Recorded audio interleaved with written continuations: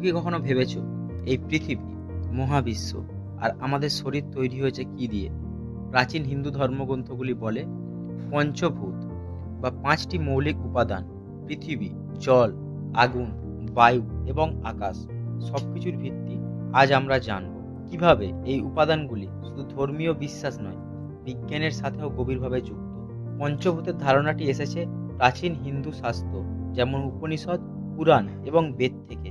এই উপাদানগুলি আমাদের চারপাশে এবং শরীরের বিভিন্ন দিককে বোঝায়। পৃথিবীর শক্তি এবং স্থায়িত্বের প্রতীক।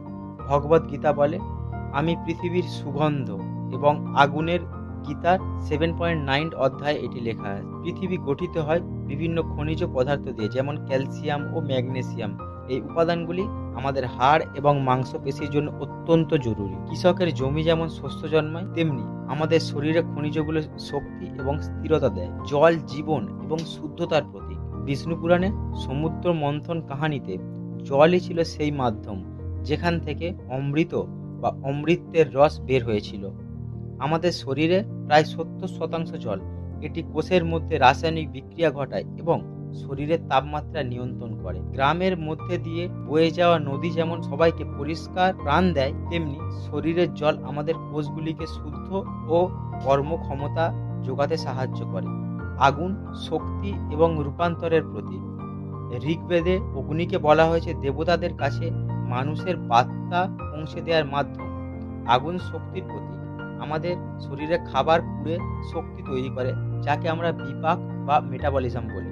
একটি প্রদীপ যেমন তেল পুড়িয়ে আলো দেয়, তেমনি আমাদের শরীরে খাবার পুড়িয়ে আমাদেরকে শক্তি তৈরি করে দেয়। বায়ু গতি এবং জীবনের প্রতীক। হনুমান চল্লিশায় হনুমানজিকে বলা হয়েছে পবন পুত্র, অর্থাৎ বায়ু দেবতার পুত্র। বায়ুতে থাকা অক্সিজেন শ্বাস নেওয়ার জন্য কোষের মধ্যে শক্তি তৈরির জন্য অপরিহার্য। একটু বেলুন বাতাসে ফুলে ওঠে এবং নড়াচড়া করে, তেমনি অক্সিজেন আমাদের শরীরকে চালিত করে।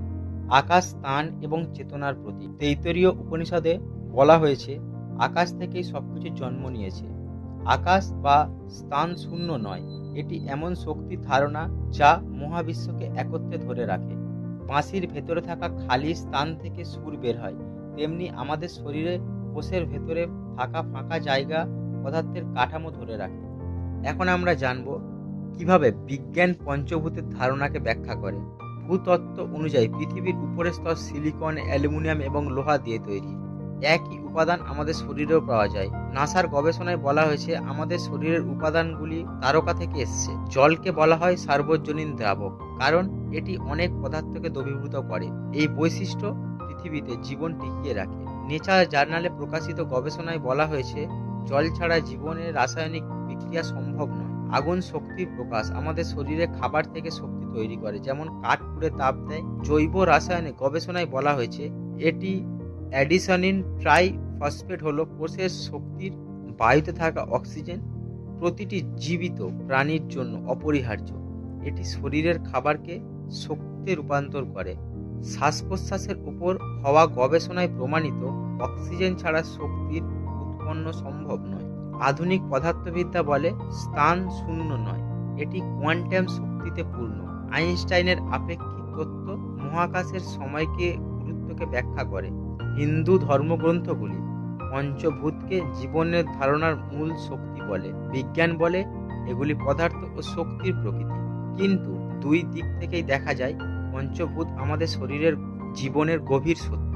মৃত্যুর পর মানুষের দেহ পঞ্চভূতে মিশে যায়। ভস্ম মাটিতে, শ্বাস বাতাসে, দেহের জল প্রবাহে, দেহের তাপ আগুনে আর আত্মা আকাশে। এর বৈজ্ঞানিক দৃষ্টিভঙ্গি আমরা যদি দেখতে চাই, এই পদার্থ এবং শক্তির রূপান্তর নীতির সাথে মেলে। জীবনে পঞ্চভূতের শিক্ষা। প্রকৃতিকে ভালোবাসো, জল সংরক্ষণ করো, দূষণ কমাও এবং গাছ লাগাও। নিজেকে ভালো রাখো, তার জন্য তুমি যোগ ব্যায়াম, ধ্যান এবং স্বাস্থ্যকর খাদ্যের মাধ্যমে নিজেকে ভালো রাখো। আধ্যাত্মিক উন্নতির জন্য প্রকৃতির সাথে সংযোগ স্থাপন করো, মাটিতে খালি পায়ে হাঁটো, বিশুদ্ধ জল পান করো, গভীর শ্বাস নাও এবং আরও সচেতনভাবে জীবনযাপন করো। পঞ্চভূত আমাদের শেখায় যে আমরা প্রকৃতি এবং মহাবিশ্বের সাথে গভীরভাবে সংযুক্ত। এই উপাদানগুলির সম্মান জানিয়ে আমরা নিজেদের ভারসাম্য খুঁজে পাই এবং পৃথিবীকে আরও সুন্দর করে তুলি। যদি এই ভিডিও তোমার মন ছুঁয়ে যায়, তাহলে লাইক করো, শেয়ার করো এবং আমাদের চ্যানেলটি সাবস্ক্রাইব করো। কমেন্টে বলো কোন উপাদান সম্বন্ধে তুমি আরও ডিটেলসে জানতে চাও, এবং আগামী ভিডিওতে আবার দেখা হবে। ধন্যবাদ।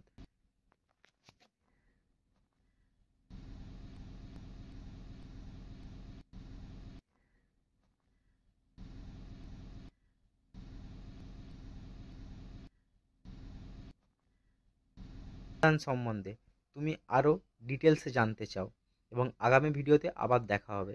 ধন্যবাদ।